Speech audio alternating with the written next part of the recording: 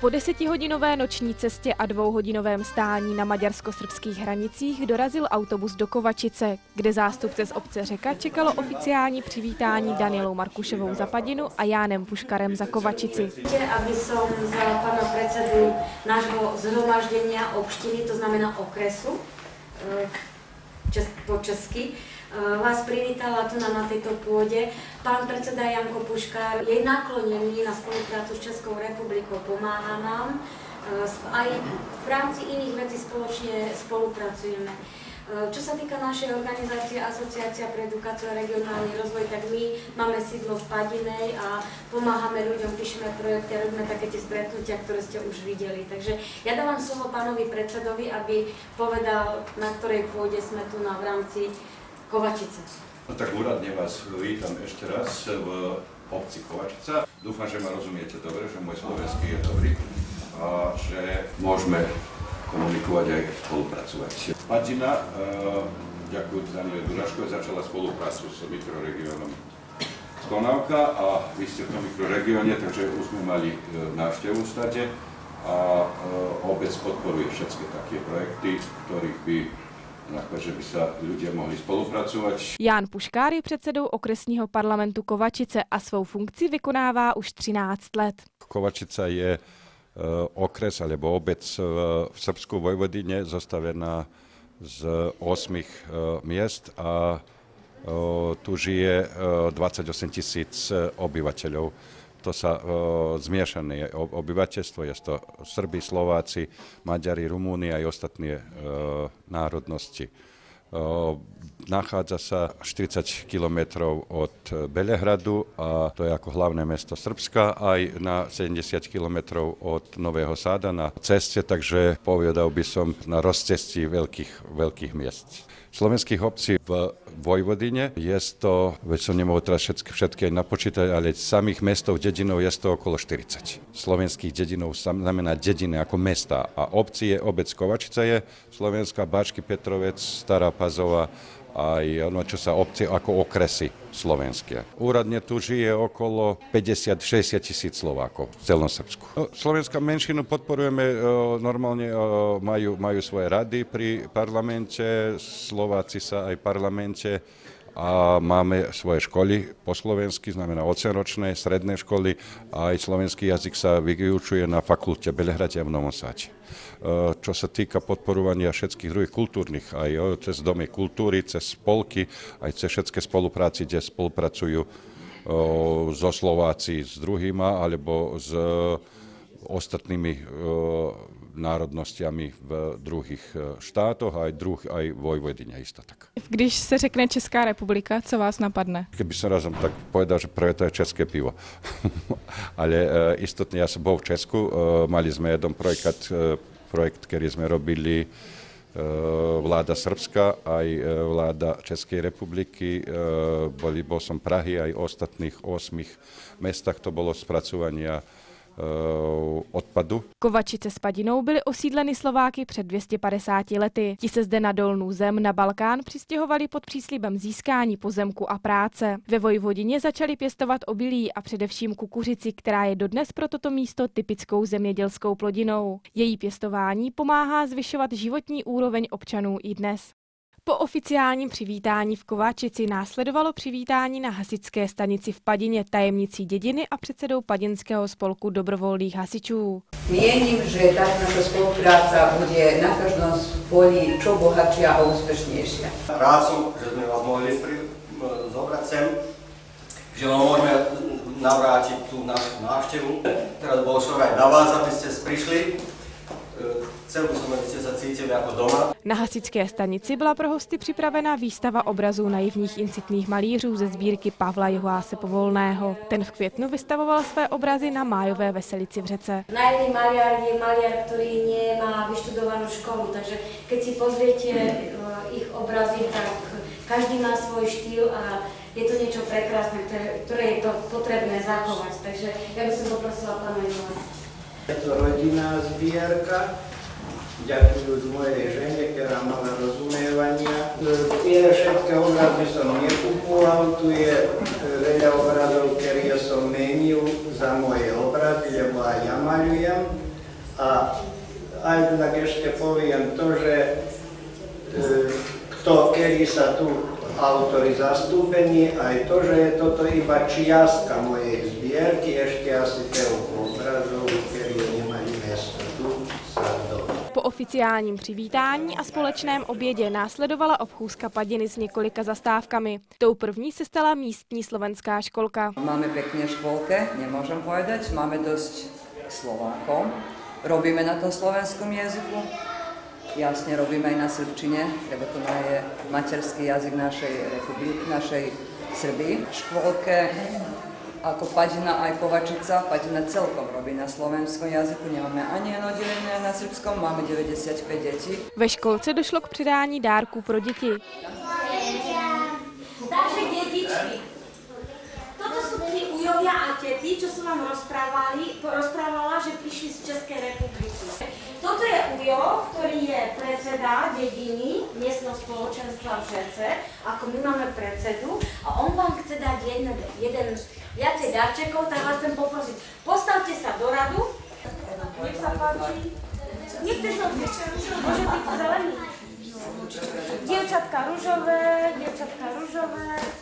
máme zelené. Radost z Bublifuku byla v dětských tvářičkách nepřehlédnutelná.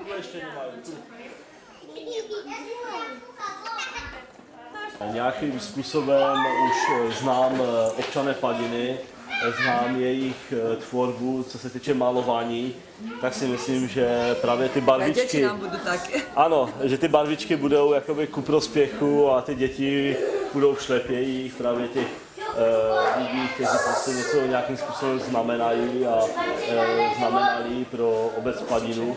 Jako poděkování malí předškoláci zaspívali písničku. Ptáčik maličký, povedz nám, či žiče, ako sejú ma. Aj tak sejú ma, aj tak sejú ma, aj tak sejú ma, aj tak sejú ma, aj tak sejú ma, aj tak sejú ma. Pár kroků od školky čeká na své první klienty domov důchodců, který bude od listopadu 2013 v provozu. Majiteľ je Marko Jan z Padiny. On bol v zahraničí a prišiel sem domov a rozhodol sa baviť touto humanitárnou prácou pre starých ľudí, lebo je to veľa starých ľudí a dnes viete, aký je čas.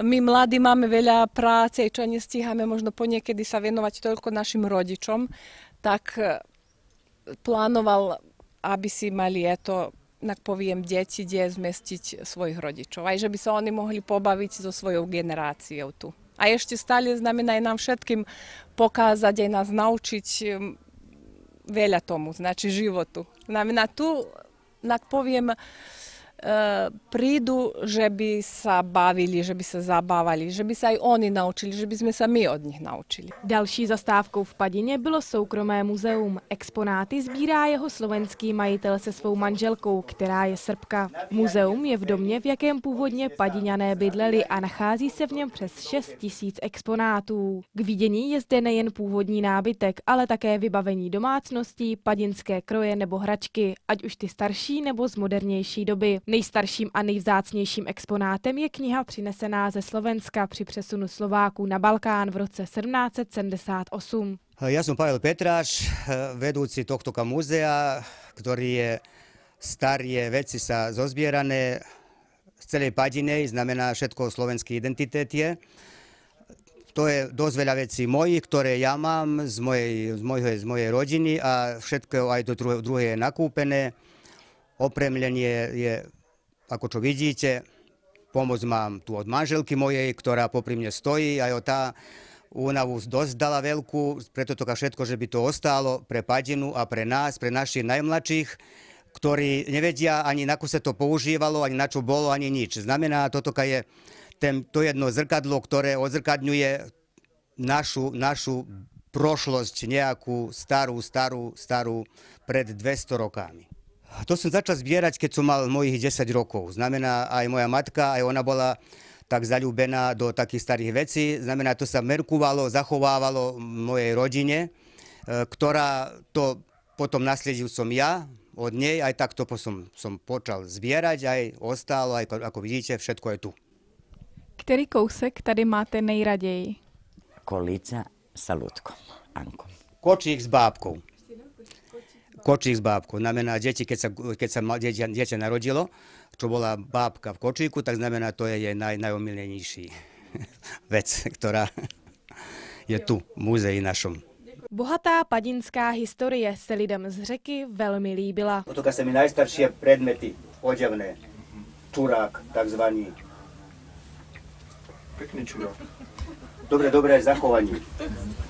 Padinské, čo sa používalo od obyčných vecí do... Tam má pán najstarší čuráky.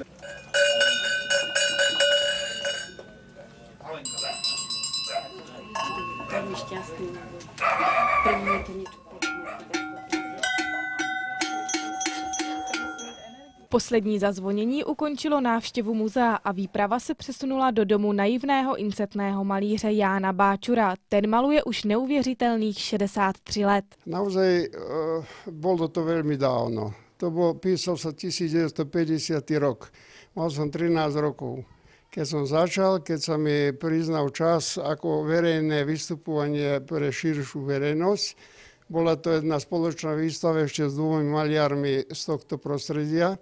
Ja som bol taký najmladší, všimli si moje práce a potom ma pozvali, aby som spolu s nimi vystavoval. To je môj počiatok. A potom to išlo. Postupne som zdokonaľoval svoje práce behom svojho mladého, potom aj staršieho života. Pa inspiruje ma najviac minulosť môjho rodiska. Vlastne to, čo sa stalo ešte aj za mňou a vyrozprávali mi to starší ľudia, ale všetko to, ktoré som ja videl a zapamätal na tomto prostredí, na tomto území. Ale ma inspiruje najviacej minulosť, ponieważ to viac nikto nezaznačí. Ja som to zapamätal a cieľ mi, aby som za mladé generácie nechal niečo za sebou, viazané za moje rodisko, aby videli, ako sa tu voľakedy žilo, pracovalo, zabávalo a naostatok aj smútilo. Ján Báčur také ilustroval poslední knihu Jana Povolného. Ten ve svých knihách píše o životech padinských obyvatel. Co vás vedlo k tomu napsat knížky? Čo ma viedlo? Viedlo ma, aby som niečo nahal za sebou, nejakú stopu, ako sa voľakedy žilo. Ako deti, ako starší, aj normálne až podnes. Nemám veľa rokov, len 80, aj 96 dní. Ja sa cítim ešte mladým, tak ako aj druhý, čo keď vidím mladých, tak sa teším z toho, že ešte budem mať času, ak ma zdravia poslúži, dať veľa toho na papier. To, čo som začal písať, mal by som o každej téme napísať román. A ja som len načal a som pretrhával a išiel som ďalej, hoci ja toho mám veľmi veľa. Ja mám celý čas, keď som bol zamestnaný, každý deň, kde som bol, čo som robil, s kým som bol, ak som cestoval, koľko som prešiel kilometrov, s ktorým autom, ak som bol v hostinci, s kým som bol, čo som pil, čo sme sa rozprávali. A ja z tých zápisov strašne veľa by som mohol rozprávať aj dnes. Poslední páteční zastávkou v Padině byl spolek myslivců a přestože mají vystaveno několik druhů vycpaných lesních zvířat, jako je liška nebo divoké prase, na svém kukuřičném území nikdy nechytili nic většího, než je divoký zajíc. Páteční den zakončila společná večeře s hostiteli v relax centru v Kovačici. Druhý den v sobotu byla naplánována cesta do Bělehradu, ale ještě před samotnou návštěvou Bělehradu bylo připraveno několik zastávek. Tou první byl trh v Kovačici. Zde lidé nakupují nejen místní potraviny. Mezi vyhledávané zboží patří především koření nebo velmi chutné ovoce a zelenina. Koupit si však zde mohou i levnou čokoládu přivezenou z Maďarska, květiny nebo oblečení a obuv. Další a poslední zastávkou před cestou do Bělehradu byly Kovačické galerie naivného incetného umění. Tou první byla soukromá galerie Babka. Její majitelé se snaží prezentovat obrazy místních umělců především ve světě. V současnosti je jedna z jejich výstav i v České republice. Galerie je taká specifická, je ona len pre incitné umenia a v tomto momente máme okolo 20 umelcov, ktorí vystavujú. To sa olej malby, akvarely, olejový pastel, suchý pastel. Znamená, že postavka je taká zaujímavá, interesantná. A proč jste se rozhodli založit galerii?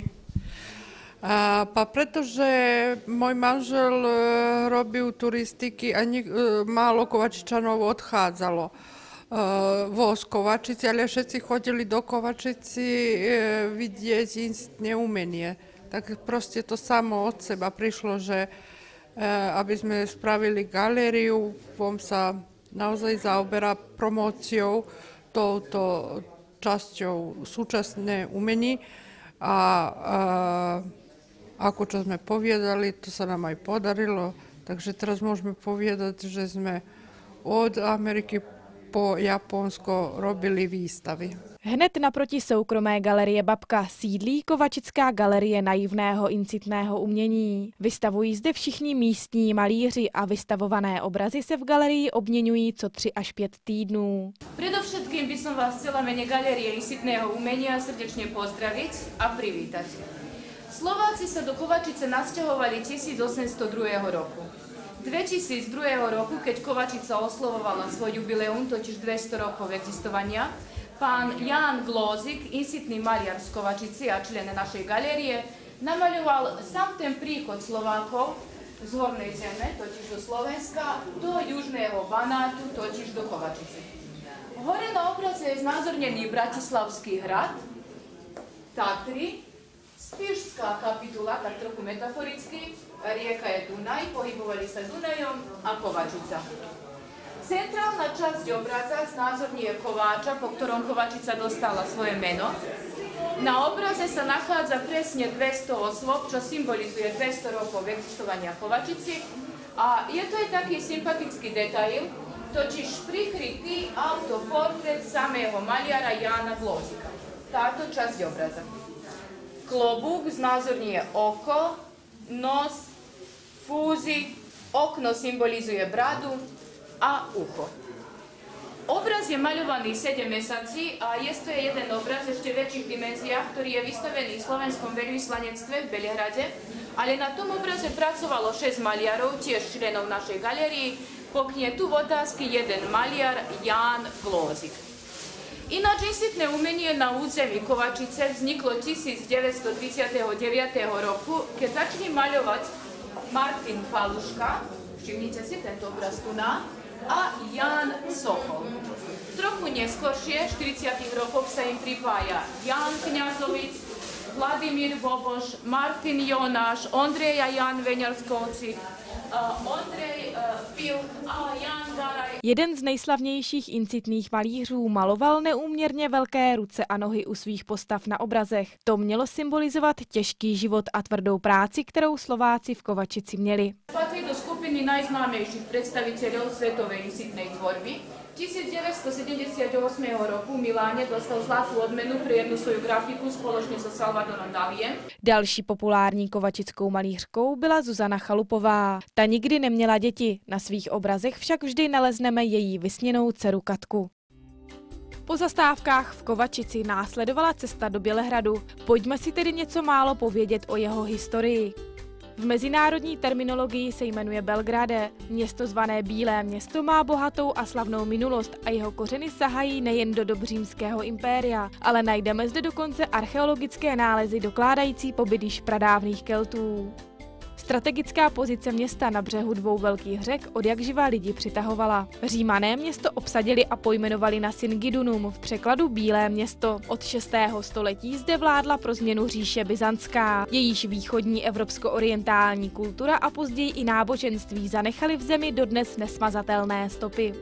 S úpadkem Cařihradu se do země přistěhovali Slované a dodali tak střípek do bělehradské skládanky. Za to, že se o Srbsku začalo uvažovat jako o středověkém významném městě, mohou tak trochu i Češi, respektive husité. Husitské války české země natolik zdecimovaly, že Srbsko dostalo příležitost stát se jedničkou v těžbě stříbra, díky čemuž se právě Bělehrad stal kulturní i hospodářskou velmocí tehdejšího evropského světa.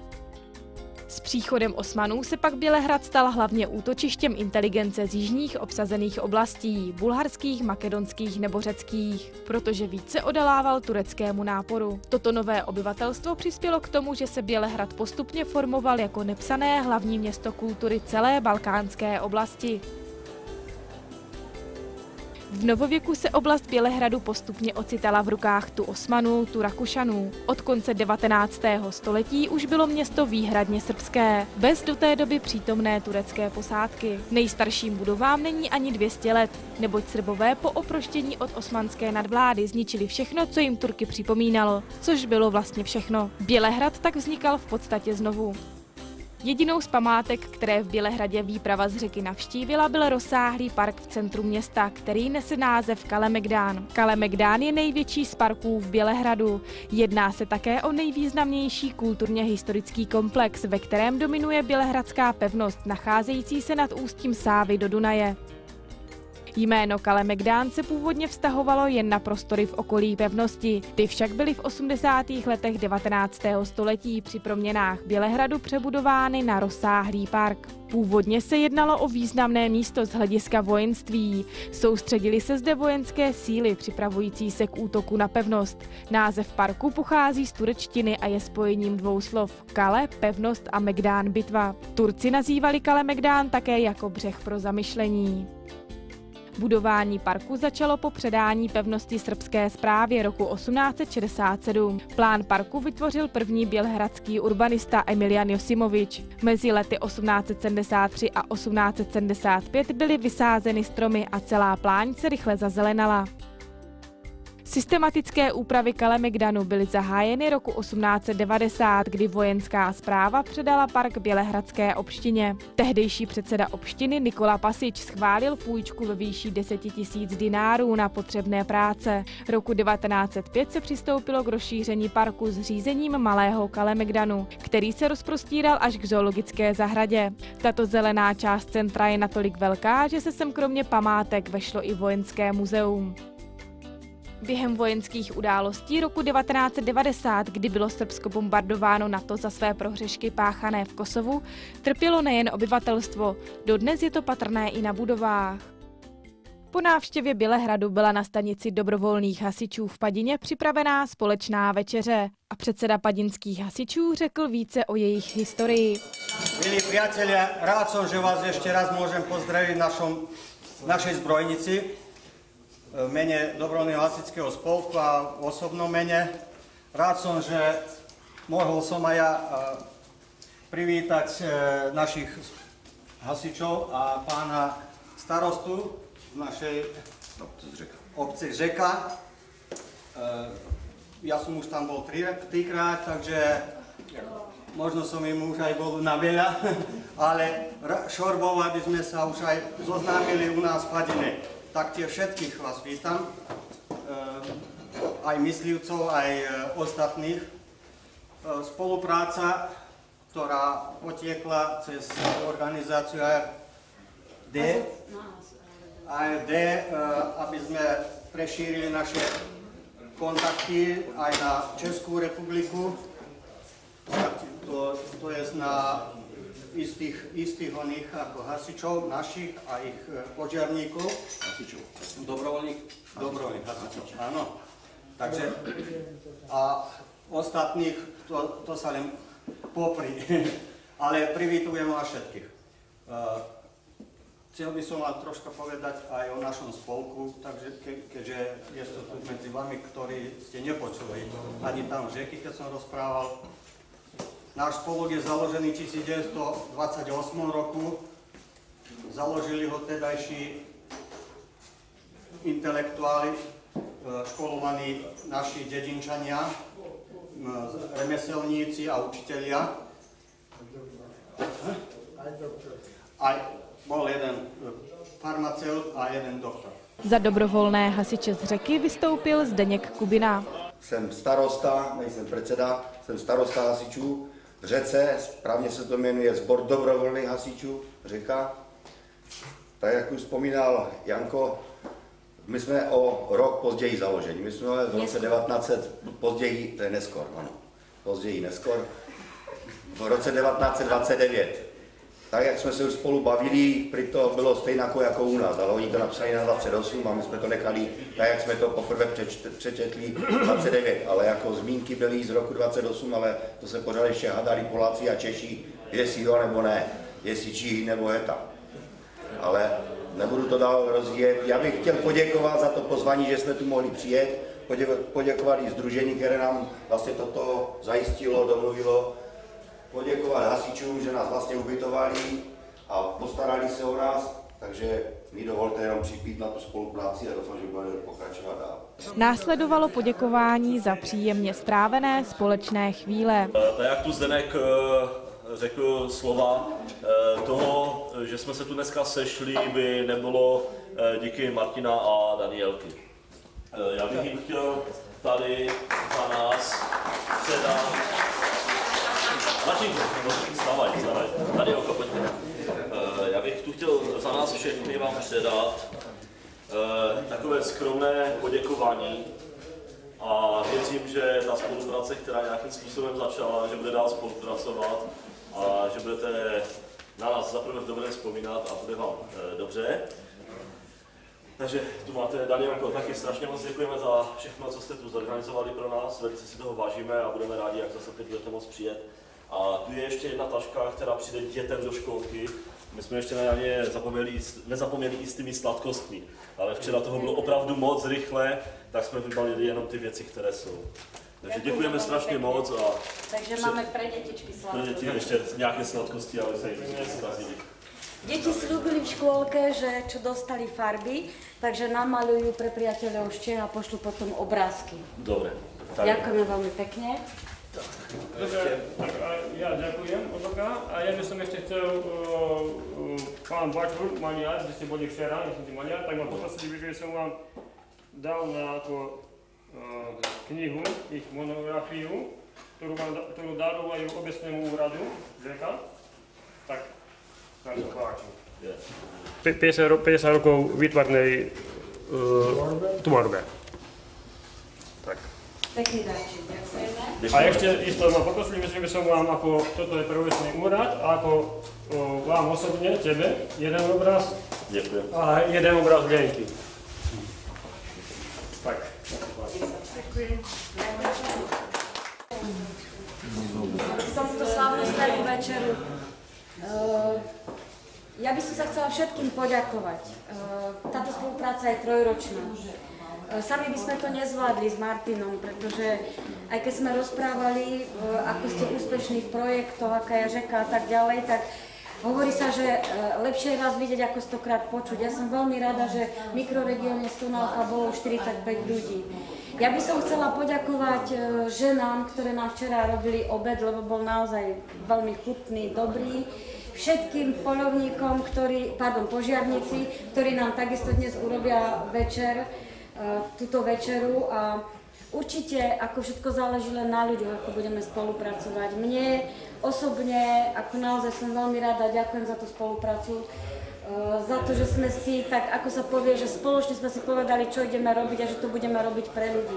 A vlastne toto všetko je pre ľudí, nie je to pre nás ako pre funkcie, ale je to pre obyčajných ľudí a ľudia chcú cestovať do Českej republiky a z Českej republiky nás navštevovať. Tak ja predpokladám, že to nebude len prvá cesta vaša k nám. Ešte raz ako z úprimného srdca všetkým ďakujem za tú spoluprácu, že sme to za darčeky, čo sme dostali aj z miestneho spoločenstva, aj za výstavu pani Juhás Povolný, vám veľmi pekne ďakujem. Před slavnostní večeří přednesl Pavel Juhás Povolný společnou modlitbu. By som chcel zaprosiť, aby si našich hostov zajtra sprevádzal, aby šťastne stihli do cieľa. Z tejto našej dedinky, ktorí odchádzajú. Aj by som chcel, aby si požehnával tých, ktorí v tejto našej dedinky ostávajú. Ďakujem. Večeře s padinskými hasiči uzavřela druhý den výletu do Srbska. V neděli ráno před odjezdem byla připravena poslední zastávka u historické studny, která ještě ve druhé polovině 20. století zásobovala vesnici. Takýchto studní bolo v dedine 12. Aj celá dedina sa zásobovala na ten spôsob. Vedro z týchto išlo, nabralo vodu a jedno išlo von. A to tuvo sa vylievalo do tej čatorni a potom sa plnilo sudy a na koniach sa tie sudy vozili domov a v doma máme cisternu. Poslední prásknutí bičem Pavlem Juhásem Povolným u studny uzavřelo návštěvu u slovenských přátel v srbské Padině.